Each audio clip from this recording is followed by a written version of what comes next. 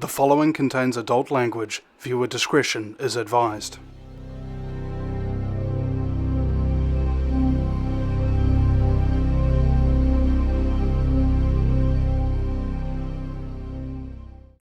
In 1983, Pete Santilli joined the Marine Corps. He achieved the rank of Lance Corporal, the lowest rank you can possibly get. Assigned to aviation ordnance, he moved boxes of weapons from planes to trucks for 5 years in a row. Upon leaving the Marines in 1988, after 5 years of service, he qualified for the GI Bill, $20,000 for higher education.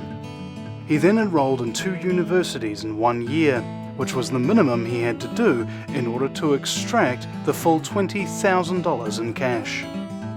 In the early 90s, James S. Davis employed Pete twice, and in November 2001 helped Santilli get his name on the Coca-Cola lawsuit, a class action suit by truck drivers over unpaid overtime. Pete Santilli never drove a truck. 3 months earlier, Pete got himself and his wife arrested for breaking and entering. And then a fire marshal sued him for civil harassment. And then his boss, James S. Davis, sued him for civil harassment. And then Pete Santilli countersued his boss. And representing himself, Pete Santilli lost. Because this is what he does to people.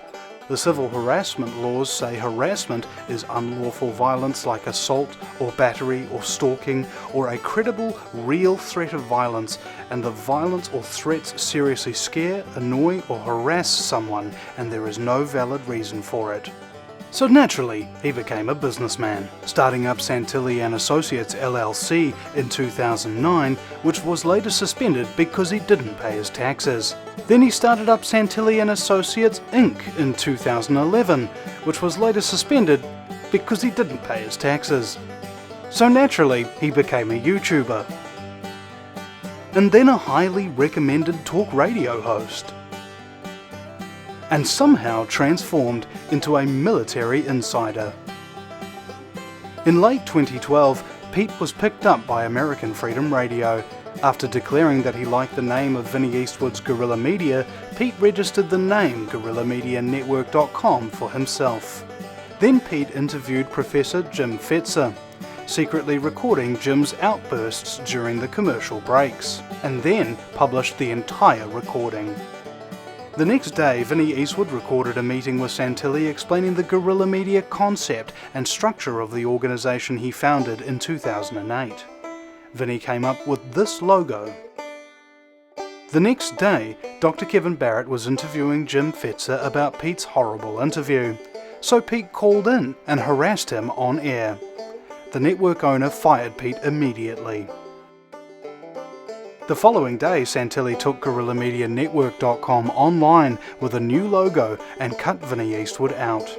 Santilli told Susanne Posel that Vinny'd given Guerrilla Media to him and was walking away from the project.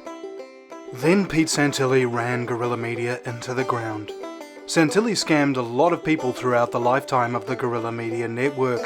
I wasted about 18 months and thousands of hours of my time building his radio network as program director, and throughout all that time we were promised we would get paid, only to find out that Santilli was keeping the money for himself and had zero intention on paying any of the 15 Inner Circle think tank members, not including Santilli, who had planned out the network. As for the former crew, 10 moved on to launch their own network, Alternate Current Radio Network. 4 left for a while and came crawling back to Pete not even a month later. As for myself, I wanted no part in that aspect of radio for the time being, although I still continue my involvement in independent broadcast media, especially how I was burned by one man who was nothing more of a scammer than a broadcast personality. Hell, I'm more of a broadcast professional than Santilli is. Vinny and Susanne responded by attempting to expose Pete and his deceptive sociopathic behavior. Pete retaliated by filing several false copyright complaints and had Vinny Eastwood's YouTube channel terminated. When asked politely to remove the false complaints, Pete replied the way he normally does, respectfully and professionally. Quote, When YouTube destroyed his channel because he had too many strikes, I absolutely rejoiced. He is a fucking commie with cunt lemmings who back him. Get off my fucking Facebook and go suck Vinny's dick. He sounds like a whimpering little girl, and so do you. You fucking commies are not allowed to use my material. If you don't understand that, then I don't know what to do. Calling me egotistical fro protecting my intellectual property rights makes you look like a cock-sucking Vinny Eastwood lemming. He is not allowed to use my work. Fuck off. Quote, "Let's put it this way. I will do everything possible to make sure Vinny Eastwood is wiped off the face of the map. He is a motherfucking communist. You do not have my permission to send any messages to him. Fuck Vinny. I would rather see him off the internet. I will not sign any agreement, and you do not have any permission to send my messages to him. You can all fucking die in hell. Later, tell him I said fuck off. He is the lowest of low, fucking pond scum. I will take him down every chance I get.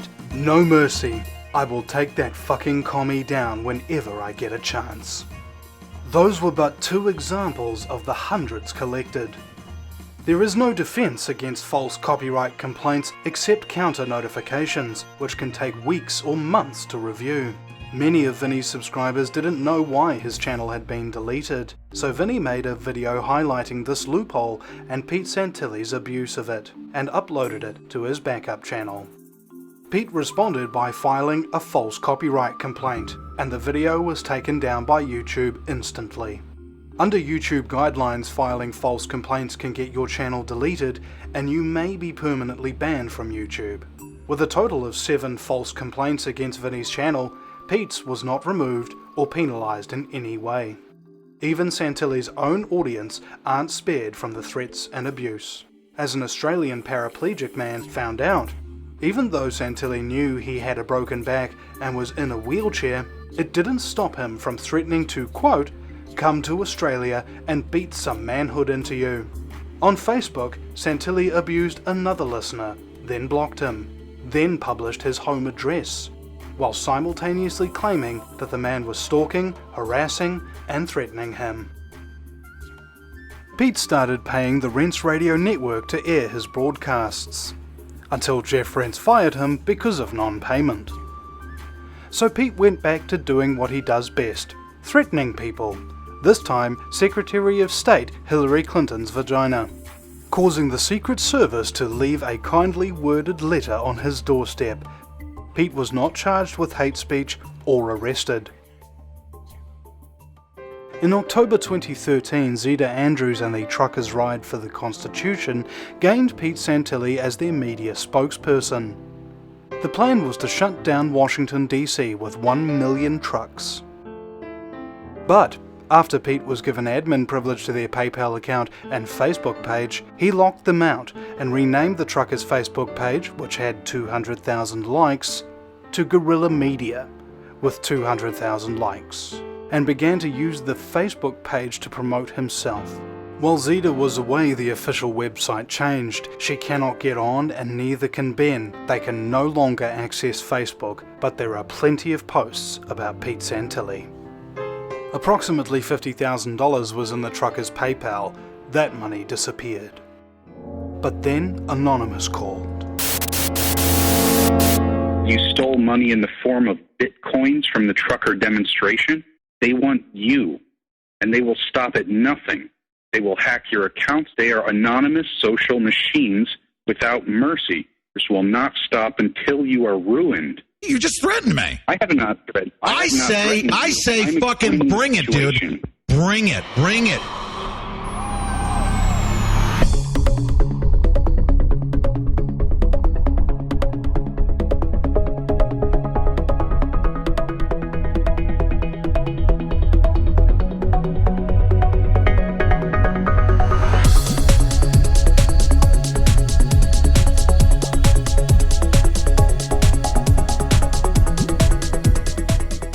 Anonymous named this attack Operation Skullfuck. Because I used to have, at one point in time, I had like 600 Twitter accounts being manufactured and in the rotation. We had automated messaging and basically having them set up so that they didn't look like fake accounts. What I'm about to say is the absolute truth.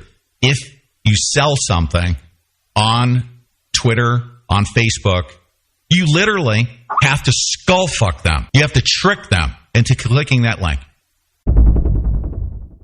To prove the hack was genuine, Anonymous leaked Pete's driver's license and social security card. But it was this fax he sent to the FBI that drew the most attention. In it, he mentions Operation Outtruck and Daphne Hearns, the special agent in charge of the San Diego division and former member of the Cybercrime Task Force. Proof that the FBI worked with Santilli to infiltrate and destroy the truckers' ride for the Constitution. In 2014, Santilli showed up at the Bundy Ranch to join the armed standoff against the BLM with an RV, expensive broadcasting technology, and brand new Apple products for himself and crew. Santilli inserted himself into the Bundy Ranch situation, becoming one of the central media figures during the standoff, gaining him over 50,000 new YouTube subscribers. In 2015, a large military training exercise called Jade Helm was being conducted in various western and southern states. With tens of thousands of new followers, this is what he encouraged them to do. I want to tell you something right now. When you see these storage containers and they're floating about in your neighborhoods, in your local area, if you're on the back of one of these trailers that you see with these electronics units, this is an unconstitutional military convoy, and I want to strongly encourage you to get thousands of people to surround them, bust those containers open, and redistribute the guns, of course. Just before Christmas Day 2015, Pete was pulled over for texting while driving in Ohio. In his car was a loaded firearm with extra ammunition, and with no concealed carry permit, a loaded gun with extra ammunition is a 4th-degree felony, meaning a 6 to 18-month jail sentence and up to $5,000 in fines. He was released from jail within hours. A day later, Pete Santilli was released on $0 bail. All the charges were dropped, despite the indictment by a grand jury, much to the confusion of local media. While Santilli was arrested, the charge of improper handling of a firearm in a motor vehicle was officially ignored, and he was released, showing up a few weeks later in Oregon. Santilli's seen wearing a jacket that says Press, Pete Santilli. Fox has even used him as a spokesperson for the anti-government group in charge of the Oregon occupation. But a search of his background contains everything from claims of being a former Marine to real estate investor and radio talk show host. Whatever his past, his present clearly has him in the middle of a national conflict between anti-government ranchers and the federal government. I also asked Chief Synan if he had any idea why the criminal charge against Santilli was dropped in regards to the handgun. He again answered with a no comment. Rich, what does Santilli do for a living? Do you know? Well, he has this YouTube channel newscast. Whether he makes any money on that or not remains to be seen. But as far as a 9 to 5, 9 to 6 job like the rest of us, you got me.